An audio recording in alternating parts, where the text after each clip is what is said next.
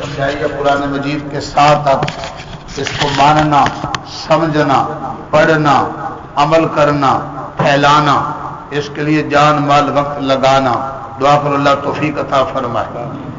الحمدللہ وحدہ والصلاۃ والسلام علی من لا نبی بعد. اما بعد. آج 5واں پارہ اور چھٹے کا ایک پاؤ پڑھا گیا. تفسیری مضامین کا خلاصہ یوں ہے کہ چوتھے پارے کے آخر میں محرمات کا ذکر تھا، وہ خواتین جن سے ہمیشہ کے لیے نکاح حرام ہے.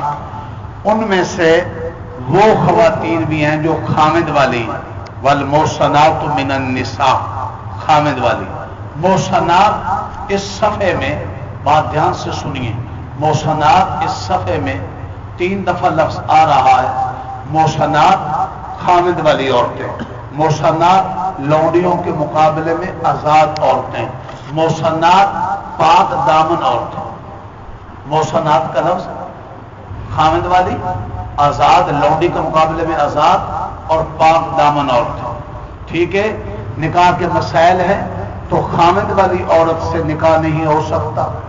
جو کسی کے نکاح میں ہے جب تک وہ طلاق نہ دے دے یا خامد وفات پا جائے اور عدت پوری نہ ہو جائے، اس وقت تک کسی دوسرے شخص کے نکاح میں نہیں آ سکتی. ایسے ہی نکاح کی ترغیب دی کہ نکاح کرنا ہو تو حتی الوسع لونڈیوں سے نہ کرو. پہلے صفحے میں لونڈی کے مقابلے میں آزاد سے کرو. وہ آزاد خواتین مراد نہیں ہیں جو کٹے بال، دوپٹہ گلے میں، ہاتھ بازو، بازار کا مال بنے ہوں. یہ گھر کی ملکہ تو ضرور ہے، یہ فضا کی لونڈی، بازار فضا کی تتلی، بازار کی لونڈی نہیں ہے. یہ اس کے ساتھ دھوکہ ہے.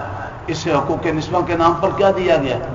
دھوکہ دیا گیا ہے. آزاد سے مراد جو لونڈی نہ. اور ایسے ہی ترغیب ہے کہ نکاح پاک دامن عورتوں سے کرو. پاک دامن سے کرو گے تو بچے پاک دامن ہوں گے. اداکاروں سے کرو گے تو بچہ جنید بغدادی، شیخ الحدیث صوفی سرور مشکل سے ہی بنے گا. بار بار سمجھیے، 1000 بار سمجھیے. نکاح کے مسائل بیان کرتے ہوئے فرمایا، دیکھو ان محرمات کے علاوہ جن کا تذکرہ کل سے چل رہا، تمہارے لیے بقیہ عورتوں سے نکاح جائز ہے 2 شرطوں کے ساتھ. ایک تو یہ ہے کہ نکاح کے لیے پاک دامنی مقصد ہو، شہوت رانی مقصد نہ ہو. نکاح کا مقصد پاک دامنی کو حصول. جو نکاح کر کے بھی مر جائے عورت پاک دامن نہیں، ان کی سزا بھی رجم ہے. یاد رکھ، گڑھا کھود کر. آج نہ جانے کتنے نکاح ہونے کے باوجود، بیویوں والے ہونے کے باوجود پاک دامنی ان سے روٹی ہوئی. معاشرے میں عیب نہیں سمجھا جاتا. نکاح کا مقصد پاک دامنی کو حصول. دوسرا مقصد، شرط نکاح کی کہ حق مہر بھی ادا کیا جائے. عورتوں کا حق مہر کھا جانے والے بہت گھٹیا لوگ ہیں. آگے چلتے چلتے خاندانی اور گھریلو زندگی کو درست رکھنے کے 3 ادب بتلائے گئے ہیں. کبھی اگر ناچاکی ہو ہی جائے تو صلح کا طریقہ کیا ہے. 3 تدبیریں خامد کو چاہیے تہذیب اور دائرے میں رہتے ہوئے اصلاح کرے، نصیحت کرے تاکہ اکھڑ مزاج عورت سمجھ جائے. اگر وہ نہ سمجھے تو پھر گھر میں رہتے ہوئے علیحدگی اختیار کرے، یعنی بسترا جدا رکھے. تیسری تدبیر کہ بہت ہی مجبوری ہو جائے تو نشان نہ پڑے، ہلکی پھلکی تنبیہ اور مار پٹائی. یاد رکھیے قرآن مجید کا مخاطب ہر طبقہ ہے، شہری بھی ہے، دیہاتی بھی ہے، پڑھا لکھا بھی ہے اور ان پڑھ بھی ہے، شریف بھی ہے اور اکھڑ مزاج بھی ہے. تو یہ جو مارنے کا درجہ کسی درجے میں عورت کے لیے آیا ہے تدبیر کا، پہلی بات تو یہ ہے کہ یہ آخری درجہ ہے. دوسری بات یہ کہ ہر عورت کا علاج یہ نہیں ہے. قرآن مجید کے دیہاتی اور اکھڑ مزاج قسم کی عورتوں کے لیے درجہ ہے. میرے نبی نے، ہم سب کے نبی نے، جس کی شفاعت کی امید آ رہے ہیں، 11 بیویاں بیابت 9ویں نکاح میں رہی. بہت سی باتیں مزاج کے خلاف بھی ہوئیں، لیکن میرے نبی نے پوری زندگی، میں سیرت کا مطالعہ کر کے آپ کو کہہ رہا ہوں، دعوت فکر دے رہا ہوں، 2 لفظوں میں، کسی بیوی کو کبھی تماچا بھی نہیں مارا اور اپنی کسی بیوی کو کبھی تانا بھی نہیں دیا. آپ نے نبی کی زندگی پڑھے. اللہ اکبر. گھریلو زندگی کے بہتر چلنے کے لیے نظام بتلایا کہ مرد قوامین ہے، اصل فیصلے کا اختیار مرد کے پاس ہونا چاہیے، لیکن اس کا یہ مطلب ہرگز نہیں کہ مرد آقا ہے اور بیوی لونڈی، یہ مطلب ہرگز، دونوں زندگی کے ساتھی ہیں لیکن مشورہ بیویوں سے لے، فیصلے کا اختیار خامدوں کے پاس ہونا چاہیے۔ قرآن کا یہ پارہ میں دعویٰ دیتا ہے کہ اے ایمان والو، آپس کے مال باطل طریقوں سے نہ کھاؤ، جتنے بھی نجائز ذرائع ہیں، چوری ہے، ڈکیتی ہے، دھوکہ ہے، خیانت ہے، ملاوٹ ہے، جوا ہے، سٹہ ہے، لکی کمیٹی ہے، لاٹری ہے، گروی ہے، وغیرہ وغیرہ، یہ سارے نجائز طریقے ہیں، بچا جائے، جی علماء سے تحقیق کی جائے۔ ہاں حلال ذرائع کے ذریعے مال کھاؤ، الا ان تکون تجارتا عن تراض منکم، تجارت بھی حلال ذرائع میں سے ایک ذریعہ ہے۔ اپنے آپ کو قتل نہ کرو، ایک دوسرے کا قتل بھی در حقیقت اپنا ہی قتل ہے، کیوں؟ تم سب بھائی ہو۔ دوسری وجہ یہ ہے کہ جب تم کسی کو قتل کرو گے تو یہ سلسلہ چل ہی پڑا، وہ تمہیں قتل کریں گے تو یوں قتل کا سلسلہ چلتا چلا جائے گا۔ اگر تم ان حرکتوں سے باز نہ آئے تو جہنم کا سامنا ہے۔ ہاں کبیرہ گناہوں سے بچو گے، قرآن دعویٰ دیتا ہے تو صغیرہ جرم میں معاف کر دیے جائیں گے۔ ان تجتنبوا کبائر ما تنہون عنہ نکفر عنکم سیئاتکم وندخلکم مدخلا کریما، کبیرہ گناہ چھوڑ دو، صغیرہ جنگے میں معاف، جنت ملے گی۔ نعمتوں میں بعض کو اللہ نے بعض کو فوقیت دی ہے، کسی کو حسن زیادہ، کسی کو مال زیادہ، کسی کو علم زیادہ، کسی کو عزت زیادہ۔ دھیان سے سنیے، ان نعمتوں میں حسد نہ کیا کرو، ایک دوسرے پر حسد ہے، یہ اللہ تعالیٰ کی حکمتیں ہیں۔ بعض درجے اللہ نے مردوں کو عورتوں سے زیادہ دیے ہیں، اس لیے کسی کو کسی پر حسد نہیں کرنا۔ واسألوا اللہ من فضل، البتہ اللہ تعالیٰ سے اللہ کا فضل مانگتے رہا کرو، اللہ تعالیٰ سے اللہ کا فضل مانگتے رہا کرو۔ کچھ اچھے اخلاق کی تعلیم یہاں دی گئی ہے سورت میں، یاد رکھو 5ویں پارے میں۔ وہ اچھے اخلاق کیا ہے؟ ذرا ایک آئینہ سامنے رکھ کر دیکھ لینا۔ اچھے اخلاق، مومنوں کے اوصاف، دینداری کا معیار اور نچوڑ۔ نمبر 1، وَاعْبُدُوا اللَّهَ وَلَا تُشْرِكُوا بِهِ شَيْئًا، اللہ کی عبادت کرو، کسی حال میں بھی شرک نہ کرو۔ والدین احسانا، والدین سے حسن سلوک سے پیش آؤ۔ قرابت داری، یتیم، مسکین اور ہمسائے، قریبی رشتہ دار، پڑوسی، اسی طرح سفر کا ساتھی، اسی طرح مسافر اور غلام، ان سب کے حقوق کا خیال کرو۔ یاد رکھو اکڑنا اور فخر اللہ کو پسند نہیں۔ ایک ایک چال میں اکڑ ہو، ایک ایک زبان میں دعوے اور فخر ہو، دونوں اللہ کو پسند نہیں ہیں۔ نہ ہی بخل کرنے والے اللہ کو پسند ہیں، نہ ہی بخل کی تعلیم دینے والے بچوں کو بار بار، خود بھی ایک دوسرے کو بچا بچا کے رکھ۔ کنجوس اللہ کو محبوب نہیں ہے، پسند نہیں ہے، کنجوس اللہ سے دور، لوگوں سے دور، جنت سے دور۔ ہاں اللہ اکبر کبیرہ، یہ کیسے لوگ ہیں؟ اولم تو خرچ کرتے نہیں، کرتے ہیں تو دکھلاوا کرتے ہیں، یہ اللہ کو پسند نہیں ہے۔ گویا یہ آخرت پر اور اللہ پر ایمان نہیں رکھتے۔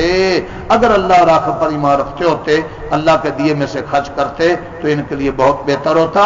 اللہ کسی پر کوئی ظلم نہیں کرتا، ذرہ برابر بھی ہر ایک کو کیے کا پورا پورا اجرا بدلہ ملے گا۔ ہر امت سے ایک گواہ اٹھے گا، اس لیے ہر شخص کا ہاتھ قوم بھی اس کے خلاف گواہ ہوگا۔ بار بار سوچے، ہزار بار سوچے، نماز کے قریب نہ جاؤ جب تم نشے کی حالت میں ہو۔ کیا مانا؟ جی کیا مانا؟ نمازوں کے اوقات میں نشہ آور چیز نہ پیو۔ شراب کی حرمت درجہ بدرجہ ہوئی ہے، ایک درجہ اس میں یہ بھی تھا، وہ پاکیزہ لوگ بھی تھے جنہوں نے کبھی بھی شراب نہیں پی، جو کچھ پیتے بھی تھے انہوں نے سوچا جو نمازوں کے ٹائم پینے کی اجازت نہیں ہے تو یہ اچھی چیز انہوں نے چھوڑ دیا۔ آخر سورۃ مائدہ انشاءاللہ کل آ رہا ہے جس میں حتمی اعلان آ گیا کہ کسی حال میں بھی شراب کی اجازت نہیں۔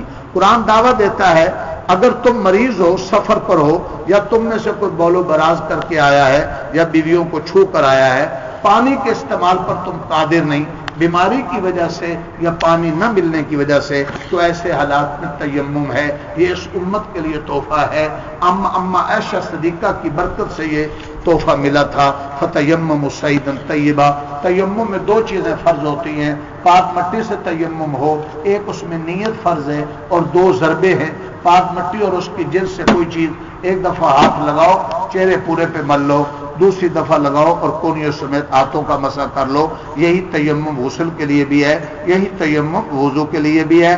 جو لوگ دین کو بدلتے ہیں، یہودیوں کی مذمت، یہود اور منافقین کی 5ویں پارے میں خوب مذمت ہے، چونکہ یہ دونوں دین کو اور مسلمانوں کو نقصان پہنچانے میں بائی بائی ہیں۔ کون؟ یہود اور منافقین، اس لیے ان کی بری خصلتوں کی خوب نشاندہی ہے۔ اللہ تعالی ہمیں ان کی سازشوں سے پوری امت کو محفوظ فرمائے۔ یاد رکھو، پوری امت کو محفوظ فرمائے۔ اللہ شرک کو کبھی معاف نہیں کریں گے۔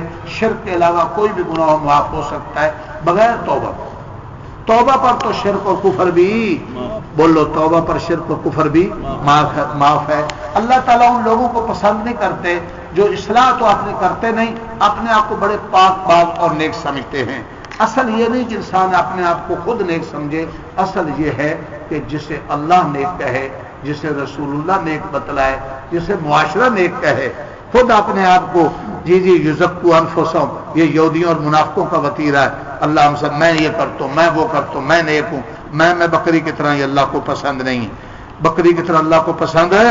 یہ یہودی اور منافق ایسے کنجوس ہیں، اللہ نے اول ان کو حکومت و بادشاہ دی نہیں، دی جاتی تو لا یؤتون الناس نقیرا، لوگوں کو تل کے برابر بھی نہ دیتے، لوگوں پر حسد کرتے ہیں، ان کی مذمت کرتے ہوئے اللہ جہنم سناتے ہیں کہ جہنم میں جب جل جائیں گے پھر چمڑیاں چڑھیں گی، پھر جلیں گے، پھر چمڑیاں چلیں گی۔ ان کے مقابلے میں خالص اور مخلص مومنوں کا ذکر ہے، والذین آمنوا وعملوا الصالحات، اللہ ایمان و نیک اعمال والوں کو جنت دیں گے، اس میں بڑی حوریں ہوں گی اور پاکیزہ بیویاں ہوں گی، دنیا کی بیوی اس کی سردار ہوگی۔ قرآن مجید امانت کی ادائیگی کی تعلیم دیتا ہے، ان اللہ یأمرکم ان تؤدوا الامانات الی اہلیہا، ذرا رک کر سننا، وَإِذَا حَكَمْتُم بَيْنَ النَّاسِ أَن تَحْكُمُوا بِالْعَدْلِ، یہ قرآن کی وہ آیتیں ہیں کہ اگر عدل و انصاف کے نظام کے قیام کے لیے اسلامی حکومت اور اسلامی نظام حکومت کے لیے پورے قرآن و سنت میں اور کوئی ہدایت بھی نہ ہوتی تو علماء کہتے ہیں سورۃ النساء 5ویں پارے کی یہ 2 آیتیں ہی کافی تھی۔ اس میں 2 حکم ہیں، ایک یہ کہ امانتوں والوں کی امانتیں ادا کر دو، امانتوں والوں کی امانتیں ادا کرنے کا معنی حق والے کا حق ادا کر دو۔ دنیا میں جتنے فسادات جنگیں ہیں یہ صرف یہ ہے کہ حق تلفی ہو رہی ہے، اور جنگ اس لیے کہ ہر ایک دوسرے کا حق کھا رہا ہے، ادا نہیں کر رہا، اپنے حق کے مطالبے کے رٹ لگائے ہوئے ہے۔ اگر ہر میاں بیوی کو حق دے، بیوی میاں کو حق دے، ماں باپ اولاد کو دے، اولاد ماں باپ کو دے، حاکم رعایا کو دے، رعایا حاکم کو دے، استاد پوری کھپت اور دیانت کے ساتھ امام خطیب لوگوں پر دین کی محنت کرے، اور شاگردوں کے فرض ہے یاد رکھو عوام کے کہ ایسے امام خطیب اساتذہ کا دل و جان سے ادب کریں، سر دبائیں، پاؤں دبائیں، ان پہ قربان ہو جائے، وہ اپنی ذمہ داری پوری کریں، وہ اپنی ذمہ داری پوری کریں۔ المیہ ہے کہ اساتذہ محنت نہیں کرتے، ہر ڈرامی سے کام لیتے ہیں، ائمہ دین نہیں بتلاتے، اور عوام کی بدبختی ہے کہ یورپ اور ہندوؤں کے تو ٹوٹ بنے ہیں اور اپنے علماء اللہ والوں کے دستے گرے ان کے دل دکھاتے ہیں۔ اس لیے ہر ایک حق تلفی کر کے ظلم کی فضا قائم کر کے رب کے عذاب کو دعویٰ دیتا ہے۔ اور دوسری بات اس لیے کہی گئی ہے کہ جب تم کوئی فیصلہ کرو تو عدل و انصاف کو قائم کرو، اور تیسری بات اس میں کہی گئی ہے اطیعوا اللہ واطیعوا الرسول، اللہ رسول کی اطاعت کرو، اور چوتھی بات اس میں وَأُولِي الْأَمْرِ، وہ بادشاہ جو اللہ رسول کے فرما بردار ہے ایسے بادشاہوں کی بھی پیروی کرو، وہ علماء اساتذہ والدین جو اللہ رسول کے فرما بردار ہے تم ان کی بھی فرما برداری کرو۔ جس معاشرے میں یہ 4 باتوں کا لحاظ ہو، حقوق والوں کے حقوق ادا ہو جائے، عدل و انصاف قائم ہو جائے، اللہ رسول کی اطاعت ہو جائے، اور اپنے بڑے حاکم ہوں یا علماء ہوں ان کا ادب ہو جائے، اور وہ حاکم اور عالم اللہ رسول کے فرما بردار بن جائیں، ایسا معاشرہ اسلامی معاشرہ کہلاتا ہے۔ ان آیتوں کا مصداق عثمان بن طلحہ کا واقعہ بھی قرار دیا گیا۔ جب مکہ فتح ہو گیا، عثمان بن طلحہ کے پاس بیت اللہ کی چابیاں تھیں، کبھی ان سے 2 رکعتیں پڑھنے کی اجازت مانگی گئی، انہوں نے نہ دی، اب وہ چابیاں چھین لی گئی، اللہ اکبر، لیکن اللہ نے حکم دے دیا چابیاں دے دو ان کو، اور پھر انہی کے خاندان میں چابیاں رہنے کا حکم آیا۔ اس اسلام کے عدل و انصاف کے نظام، نبی پاک کے رویے اور سلوک کو دیکھ کر عثمان بن طلحہ نے اسلام قبول کر لیا۔ اللہ اکبر۔ آگے میرے بھائیو دوستو، آگے یہ صورت ہے منافقین کی اور یہود کی بہت زیادہ مذمت کرتی ہے، آخر تک منافقین کی بہت مذمت ہے۔ یاد رکھیے منافق اور یہودی ان کے دلوں میں کھوٹ ہے، دلوں میں بیماریاں ہیں۔ اللہ اکبر۔ نبی کو اطاعت کے لیے بھیجا گیا، یہ نبی کی اطاعت نہیں کرتے۔ اگر ان سے غلطیاں ہو ہی گئی تھی یہودیوں منافقوں سے، نبی کے پاس آ جاتے اور اللہ سے معافی مانگتے، حضور بھی ان کے لیے معافی کی سفارش فرما دیتے، لوجد اللہ تواب الرحیم، تو یہ رب کو توبہ کرنا قبول کرنے والا پاک۔ اس آیت کے بارے میں ایک بات کہتا چلا جاؤں، یہ 5ویں پارے کی سورۃ النساء کی آیت نمبر سن لینا ذرا، 64 ہے۔ حج عمرے پہ جانے والے کان کھول کر سنیں، کبھی اللہ موقع دے۔ سورۃ النساء کی آیت نمبر، یاد رکھنا آیت نمبر جی میرے صاحب شہر صاحب تھے، میں نے کو وہاں بتلائی تھی مدینے میں کہ جب بھی روزے پر سلام پیش کرنے جاؤ اس آیت کو سامنے رکھ کر سلام پیش کرو اور ایک درخواست کرو، کیا وَلَوْ أَنَّهُمْ إِذْ ظَلَمُوا أَنفُسَهُمْ جَاءُوكَ فَاسْتَغْفَرُوا اللَّهَ وَاسْتَغْفَرَ لَهُمُ الرَّسُولُ لَوَجَدُوا اللَّهَ تَوَّابًا رَحِيمًا۔ ظالم لوگ جنہوں نے اپنے پہ ظلم کیا، اے میرے نبی وہ تیرے پاس آ جاتے، اللہ سے معافی مانگتے، آپ ان کے لیے معافی کی سفارش کر دیتے تو وہ توبہ قبول کرنے والا رب کو پاتے۔ اس آیت کا تصور کر کے روزے پر حاضری دو۔ علماء کہتے ہیں اور یہ سوچو کہ میں نے ظلم کیا ہے، میں اقراری مجرم ہوں، اللہ تیرا وعدہ ہے اس آیت کا حوالہ دے کر کہ نبی کے پاس آ جاؤ، میں حضور کے پاس آ گیا، میں اپنی غلطیوں کا اقرار کرتا ہوں، اللہ میں تجھ سے معافی مانگتا ہوں، اے اللہ کے حبیب آپ بھی میری معافی کی سفارش فرما دیں، خود بھی معاف کر دیں تو اللہ کا وعدہ معاف کر دوں گا۔ اس کا خیال کیجئے، یہاں ایک بڑی عجیب بات اور آئی ہے، توجہ، منافق اور مومن کون ہے؟ جی وہ یہودی اور منافق کا بڑا تاریخی قصہ بھی ان ایتوں کا مصداق بعض حضرات نے قرار دیا ہے کہ ایک جھگڑا تھا منافق کا اور یہودی کا، فیصلہ نبی پاک کے پاس گیا اور اس جھگڑے میں نبی پاک صلی اللہ علیہ وسلم نے یہودی کو سچا جانا، اس کے حق میں فیصلہ دے دیا۔ منافق کے رشتہ داروں نے سوچا کہ وہ ظاہری طور پر کلمہ پڑھتا ہے تو عمر ذرا جلالی ہیں، ان کے پاس دوڑے گئے اور جب عمر کے پاس پہنچے کہ وہ ذرا اس کے کلمے ظاہری کا لحاظ کرتے ہوئے جی یہودی کے خلاف فیصلہ دیں گے، اور منافق نے کہ رشتہ دار جب وہاں پہنچے اور منافق، تو یہودی نے حضرت عمر فاروق سے کہہ دیا کہ ہمارا فیصلہ پہلے حضور نے کر دیا ہے، میرے حق میں یہ نہیں مانتے، کہتے ہیں آپ سے کروانا ہے۔ حضرت عمر نے اقرار کرایا، ہاں بھی صحیح کہہ رہے ہیں یہ، ہاں کیا حضور نے، کہا اچھا ٹھہرو میں فیصلہ کرتا ہوں۔ اندر سے تلوار لائے اور سر دھڑ سے جدا کر دیا، جس کو میرے نبی کے فیصلے پر اطمینان نہیں ہے پھر عمر کی عدالت فیصلہ تلوار سے کرے گی۔ ایسے بھی شاگرد ہوتے تھے، ایسے بھی شاگرد ہوتے تھے، شفیع صاحب ایسے بھی مرید تھے جی سید عمر جیسے جو قربانیوں پر۔ اس پر منافق کے رشتہ داروں نے بہت بات کا بتنگڑ بنایا، ہلا گلا کیا، وہ پہنچے حضور کے پاس شکایات کا نمبر لے کر کہ وہ تو اس لیے نہیں گئے تھے، یہ تھا وہ تھا۔ عمر نے دیکھا جذباتی ہو کر بندہ مار دیا ہے، قریب تھا کہ نبی پاک صلی اللہ علیہ وسلم ان کی باتیں سن کر عمر کے بارے کو کارروائی کرتے، اللہ نے یہ ایتیں اتار دی اور قیامت کے صبح تک کھڑے اور کھوٹے میں نکھار کر دیا کہ واقعی عاشق رسول کون ہے، صرف دن منانے والے، نعرے مارنے والے، جی صرف بینر لگانے والے، عاشق رسول کون ہے؟ ذرا سینے پہ ہاتھ رکھ کر ذرا ہم بھی اپنے عاشق اور محب رسول ہونے کا پر اس تھرمامیٹر میں اپنا معیار چیک کریں۔ فلا وربک لا یؤمنون حتی یحکموک فیما شجر بینہم ثم لا يجدوا في انفسهم حرجا مما قضيت ويسلموا تسلیما۔ اے میرے نبی، اللہ کہہ رہے ہیں، رب قسم کھا رہا ہے، تیرے رب کی قسم، وہ مومن نہیں جب تک تیرے فیصلوں کو، تیری زندگی کو، تیری باتوں کو، تیری اداؤں کو، تیری سنت کو، تیری سیرت کو، تیرے طریقوں کو، تیری تہذیب کو کوئی دل و جہان سے قبول نہ کریں، تیری زندگی کو دل و جہان سے جو قبول نہیں کرتا اس وقت تک وہ مومن نہیں۔ کہلاتے ہم محمدی ہیں اور طریقہ ہمارا، لباس ہمارا، شکلیں ہماری، شادی بیاہ کے طرز ہمارے، گھروں کا نظام زندگی ہمارا وہ ہندوؤں والا اور کافروں والا، اتنا تفاوت۔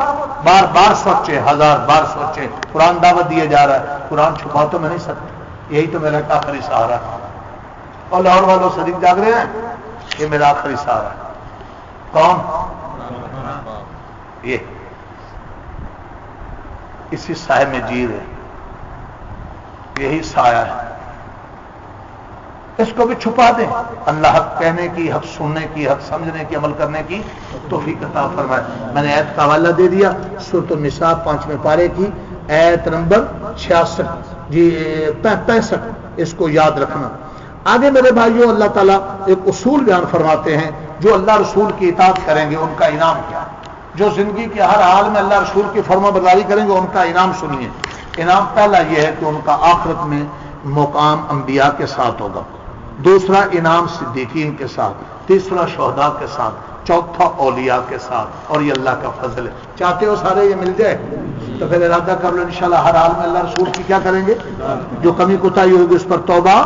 آگے جہاد کی فضیلت، جہاد کی ترغیب دیتے ہوئے قرآن کہتے ہیں خذوا حذرکم فانفروا ثبات وانفروا جمیعا، اپنے بچاؤ کا سامان اور تیاری رکھا کرو، چھوٹے یا بڑے دستوں میں دشمن کے مقابلے میں تیار رہا کرو، تیار رہا کرو۔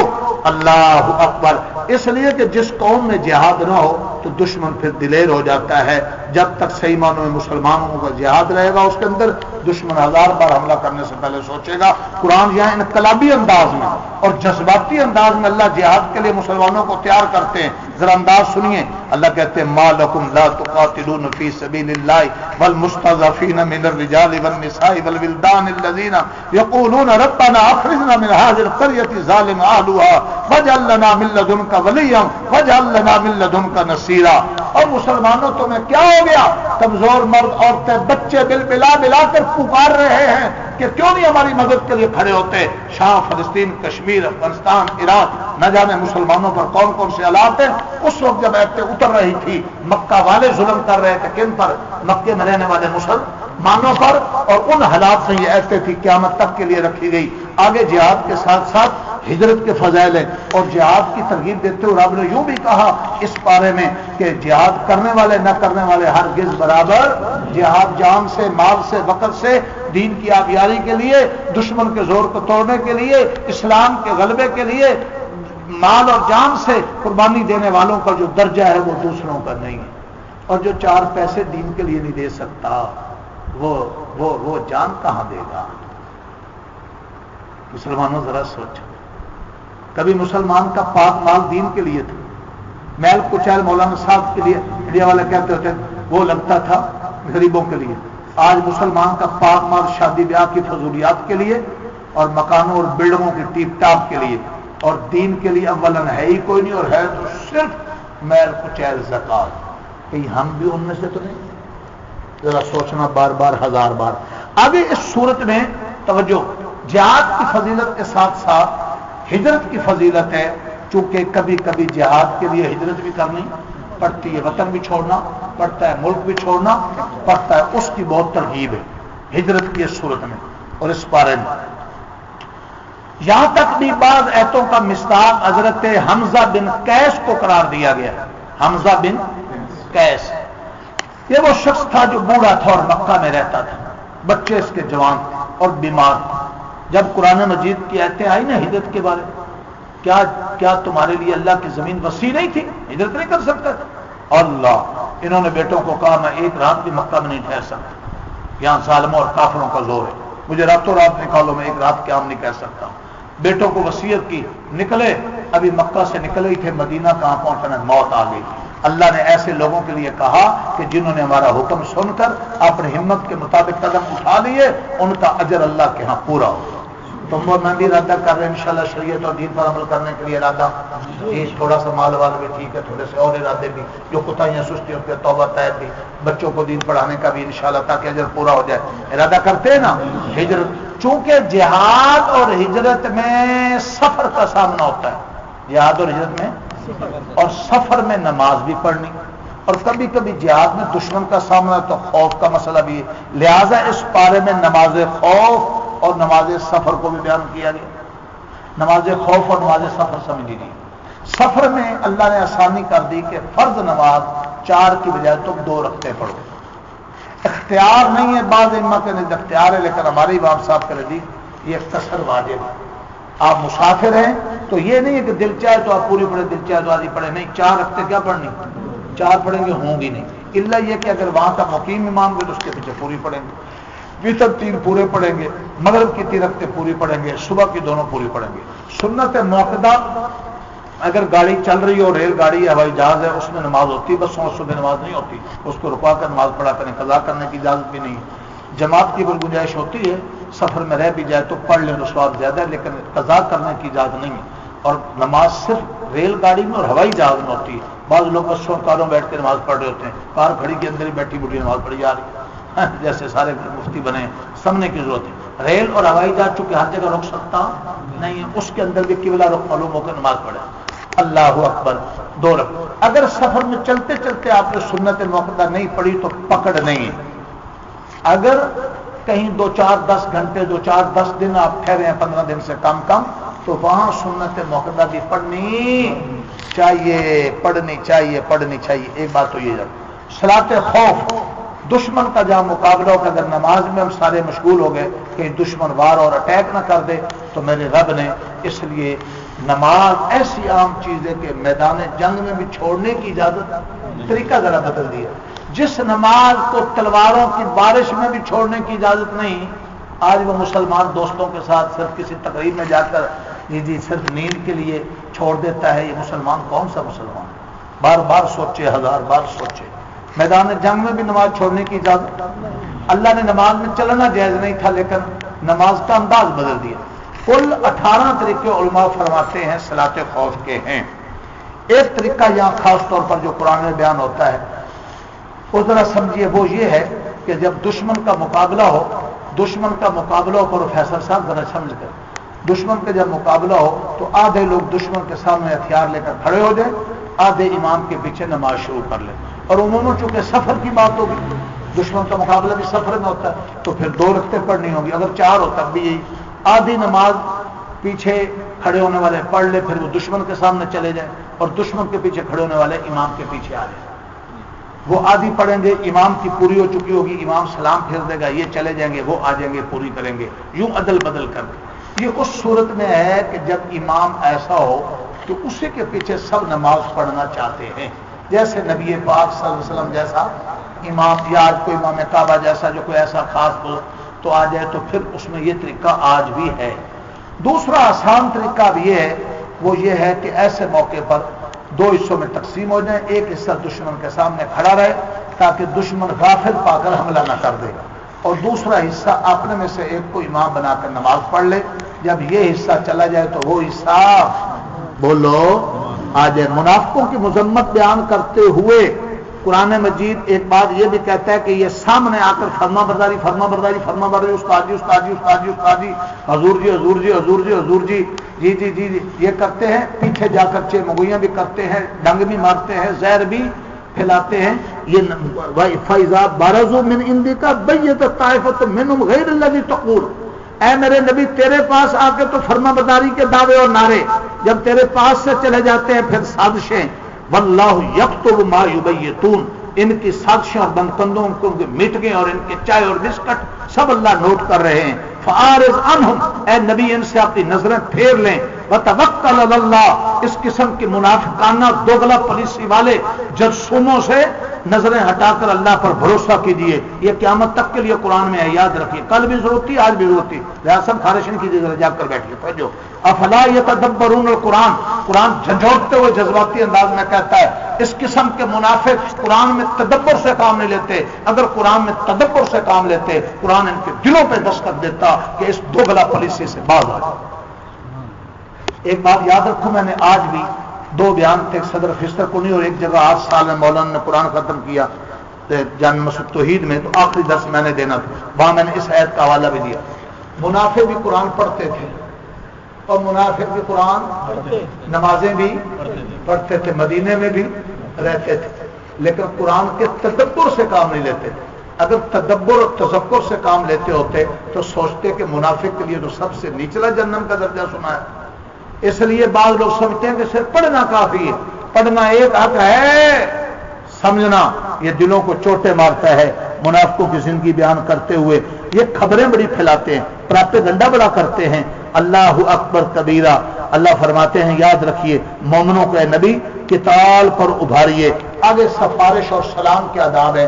اچھی اور نیک کام کی سفارش کرو گے تو تمہارا بھی ثواب میں حصہ ہوگا، کسی برے کام کی سفارش کرو گے تو اس کے ضمن میں جتنی برائی پھیلے گی تمہارا بھی حصہ ہوگا.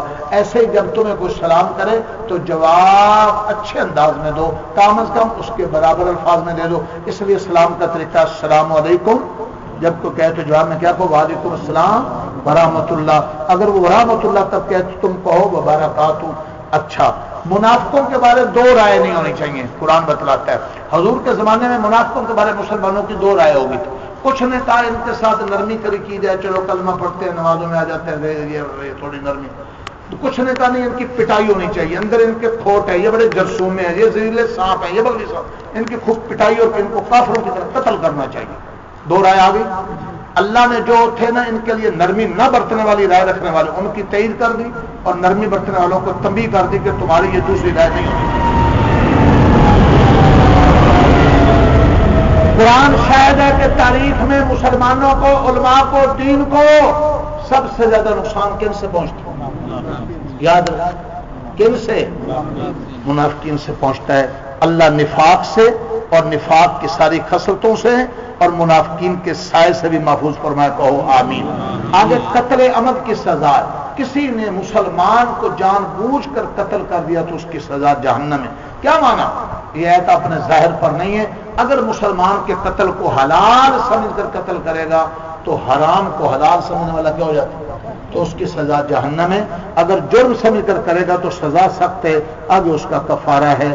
میرے بھائیوں، جہاد کے اور ہجرت کے مسائل بیان کرتے کرتے یہ صورت آگے ختم ہو رہی ہے، بلکہ یہ چوتھا پارہ، اور چوتھے پارے کے آخر میں پھر کچھ عورتوں کے حقوق اور مسائل جیسے کہ شروع میں سورۃ النساء میں تھے وہ بھی بیان ہوئے. کلالہ کی میراث بھی بیان ہوئی. کلالہ جانتے ہو کسے کہتے ہیں؟ کلالہ، اس کا میں جملے میں مطلب بیان کر رہا ہوں. اوتر نہ کھتر نہ موڑی نہ پتھر. کلالہ کون ہوتا ہے؟ اوتر نہ کھتر نہ موڑی نہ پتھر. جس جو مرنے والا مر جائے، نہ اس کے کوئی اصول ہو، نہ اس کے کوئی فروع ہو، نہ باپ دادا سے اس کا موجود ہو، نہ بیٹا پوتا کوئی موجود ہو، تو ایسے کو کلالہ کہتے ہیں. اس کی میراث خصوصاً منافقوں کے. پھر بالکل 5ویں پارے کے آخر میں تفصیلی حالات ذرا یہ سن لینا منافقوں کے حالات. اللہ فرماتے ہیں منافق دھوکہ دینے والے ہیں دین والوں کو، اللہ کو اپنی سمجھ کے مطابق. نماز تو پڑھتے ہیں لیکن کسالہ، نمازوں کے لیے سست آتے ہیں. یراؤن الناس، جو بھی نیکی کرتے ہیں دکھلاوا ہوتا ہے. ولا یذکرون اللہ الا قلیلا، بڑی تھوڑی نماز پڑھتے ہیں، بڑا تھوڑا اللہ کو یاد کرتے ہیں. مذبذبین بین ذالک، ان کو اطمینان نصیب نہیں ہوتا، کبھی ادھر جھانکتے ہیں کبھی ادھر جھانکتے ہیں، حالات کی رٹ لگاتے ہیں، نہ ادھر کے نہ ادھر کے. اے ایمان والو، ان کافر و منافقوں سے دوستیاں مت لگاؤ. ان منافقوں کے لیے فی الدرک الاسفل من النار، جہنم کا نچلا درجہ ہے. الا یہ کہ یہ منافق یہودی بھی اگر توبہ کر لیں، تابوا واصلحوا واعتصموا باللہ واخلصوا دینہم للہ. ہر مجرم کی توبہ وہ معتبر ہے کہ جس جرم میں مبتلا ہے اس جرم سے تائب ہو جائے. زانی کی توبہ کا معتبر ہے زنا چھوڑے، چور کی توبہ کا ہے چوری چھوڑے، بے نمازی کی توبہ کا ہے اب نماز کی پابندی کرے، داڑھی مڑانے والے کی توبہ کا ہے اب داڑھی رکھے، عورتوں کو بے پردہ گھمانے والے کی توبہ کیا ہے اب عورتوں کو پردہ کرائے. منافق کی توبہ کیا ہے؟ اب نفاق سے باز آ جائے. 5ویں پارے کی آخری انقلابی ہے، اے بندو اگر تم توبہ کر لو اور میرے شکر گزار بندے بن جاؤ، مجھے تمہیں عذاب دینے کی کیا ضرورت ہے. 6 پارے کے بالکل شروع میں پیچھے منافقوں کی مذمت تھی، فرمایا دیکھو برائی کا اظہار اچھا نہیں ہے، تو یہ جو منافقوں کا پریشر ہو رہا ہے یہ ضروری، اس سے کوئی غلطی کا شکار ہو جائے. مظلوم کو ظالم کے خلاف اور پکار کرنے کی اجازت ہے. اور 6 پارے کے پہلا فوائد پڑھا گیا ہے، اس میں 2 باتیں. یہود کی مذمت ہے، یہود کا ایک بڑا جرم بیان ہوا ہے، انہوں نے سیدنا عیسیٰ کو قتل کرنے کی کوشش کی لیکن ناکام رہے، اور چونکہ یہود منافقین کے بھائی ہیں سازشوں میں. اور عیسائیوں کی مذمت ہے، انہوں نے 3 خداؤں کا عقیدہ بنا لیا، ایک اللہ خدا ہے، ایک عیسیٰ خدا ہے اور ایک حضرت جبریل خدا ہے. ان کے تثلیث والے عقیدے کی مذمت ہے. آگے سورۃ مائدہ شروع ہوئی، اس کا ایک رکوع انشاءاللہ اس کا خلاصہ کل کے مضامین کے ساتھ آئے گا. الحمدللہ رب العالمین الرحمن الرحیم مالک یوم الدین. اللہم صلی علی سید الانبیاء المرسلین. اللہ نفاق سے، یہود اور منافقین کی سازشوں سے، ہم سب کو منافقین کی ساری علامتوں اور خصلتوں سے محض اپنے کرم سے محفوظ فرما. اگر ہم میں سے کوئی بھی غلطی کی وجہ سے، غفلت کی وجہ سے، بے سمجھی کی وجہ سے کسی بھی منافقانہ روش کا شکار ہو بیٹھا ہے، ہم توبہ کرتے ہیں کفر سے، شرک سے، نفاق سے، سب چھوٹے بڑے گناہوں سے. اللہ ہماری توبہ کو قبول فرما، اللہ ہماری توبہ کو قبول فرما. قرآن مجید کا تدبر اور تذکر نصیب فرما. قرآن مجید اور ایمانی اور قرآنی حلقے قائم کرنے کی توفیق عطا فرما. منافق کنجوس ہوتے اللہ ہمیں سخی بنا. منافق نمازوں میں سست ہوتے ہمیں اللہ چست بنا. منافق تجھے تھوڑا یاد کرتے اللہ ہمیں زیادہ یاد کرنے کی توفیق عطا فرما. منافق کچھ دل ہوتے اللہ ہمیں دلیر بنا. منافق بارڈر کے کنارے کنارے چلتے حالات کی رٹ لگاتے ہیں، مومن ہمیشہ تیرے حکم کو سامنے رکھتا ہے۔ اللہ ہمیں اپنے حکم کا خیال کرنے کی توفیق عطا فرما۔ منافق آگ لگانے کو پسند کرتے ہیں، تیلی لگانا ان کا مزاج ہوتا ہے، ذرا ادھر لگا دی ادھر لگا دی، تماشا دیکھا پھر سائڈ پہ ہو گئے۔ یا اللہ کافروں کو مسلمانوں کو لڑا کر، یہ دو قبیلوں کو لڑا کر، دو خاندانوں کو لڑا کر خود سائڈ پہ، یا اللہ اس قسم کے منافق خاندانوں میں، گلی محلوں میں، ملکوں میں، حکومتوں میں، اللہ ان کو نفاق سے توبہ کی توفیق عطا فرما۔ پورے عالم میں پھر سے مسلمانوں کو غالب فرما۔ اللہ سچائی اور سچائی نصیب فرما۔ اللہ ظاہر باطن کی اصلاح فرما۔ اے اللہ جس تیری زمین کو تیری نافرمانیوں سے گندہ کیا ہے، اسے سجدوں سے، آہوں سے، اللہ قرآن ایمان کے حلقوں سے آباد کرنے کی توفیق عطا فرما۔ اللہ ہمارے مرحومین کی بخش فرما، ہمارے موجودین کی حفاظت فرما، ہمیں نیک بنا، ہماری اولادوں کو نیک بنا۔ رمضان روزے تراویح صدقے قبول فرما۔ اللہ یہ جو مجلس تیری توفیق سے فہم قرآن، تدبر قرآن، تراویح قرآن، یا اللہ قبول فرما۔ ان بیٹھنے والے دوست احباب میں سے کوئی محروم نہ جائے۔ اے میرے اللہ تو آپ کریم کرم فرما، رحیم رحم فرما، مہربانی فرما۔ اللہ ہماری یہ چھوٹی سی کاوش کو قبول فرما، اپنی رضا ہماری نجات کا ذریعہ بنا۔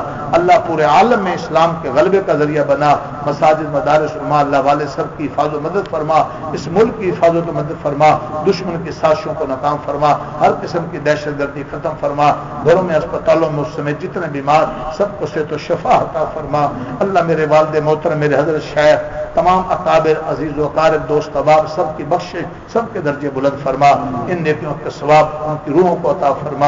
ہمیں اپنے بڑوں کے لیے صدقہ جاریہ بنا، ہمارے چھوٹوں کو صدقہ جاریہ بنا۔ بے اولادوں کو اولاد صالح عطا فرما، اولاد والوں کی اولاد کو فرما بردار بنا۔ ربنا تقبل منا انك انت السميع العليم وتب علينا انك انت التواب الرحيم۔ صلی اللہ علیہ وسلم۔ یا مولا فضل